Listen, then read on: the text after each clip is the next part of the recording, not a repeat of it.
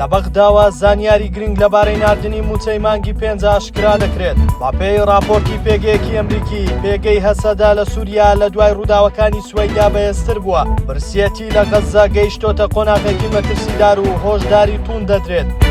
میدیای نزیک لە پارتی لە زاری سەرچاوێکەوە ئاشکرا کردووە. سوودانی لەبارەی موچەوە زانیاری گرنگی ئاشکرا کردووە و جەختی کردوتەوە. ئەمڕۆ چوارشەممە دەبێت موچە بگاتە هەرێم و بۆ مانگەکانی دیکەش کێشەی موچەی هەرێم نەمێنێت. لەو هەواڵەدا کە لە زاری سەرچاوێکی باڵای نزیک لە سوودانیەوە بڵاو کراوەتەوە، ئاماژە بەوە کراوە محەممەد شیع سوودانی وتویەتی دەبێت ئەمڕۆ موچە ڕەوانەی هەرێم بکرێت و داواشی لە وەزیرانی دارایی و نەوت کردووە. راپۆرت لەبارەی جێبەجێکردنی ڕێکەوتنەکە بدەن و شاندی وەزارەتی نەوتیش سەردانی تەواوی کێڵگەکانی نەوتی هەرێم بکات.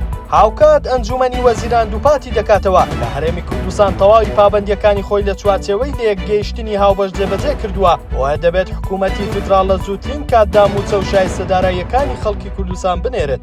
پێگەیەکی ئەمریکی ئاشکرای دەکات ڕووداوەکانی سووریا و کۆبوونەوەکانی مەزلوم عەبدی لەگەڵ لێپرسراوانی ئەمریکا وەتە هۆی بەهێزبوونی پێگەی هەسەدا. پێگەی ئەلمۆنیتەری ئەمریکی بڵاوی کردوتەوە دوای کۆبوونەوەی مەزلوم عەبدی فەرماندەی هێزەکانی سووریای دیموکرات لەگەڵ تۆماس باراک نێردەی تایبەتی ئەمریکا بۆ کاروباری سووریا و دیمەشق. ڕووداوەکانی ئەم دواییە لە سوەیدا پێگەی هەسەدە لە ئاستی ناوچەیی و نێودەوڵەتی بەهێزتر بووە. بەپێی راپۆرتی ئەو پێگە ئەمریکیە داوەکانی سوەیدا دەرفەتێکی نوێیان بۆ هەسەدە ڕەخساندووە تا پێگەی خۆی لە گفتوگۆکانی لەگەڵ دەسەڵاتی دیمەشق بەهێزتر بکات. هاوکات لە پشتیوانیەکانی ئەمریکا و فەڕەنسا بۆ ئەو هێزە زیاتر بووە.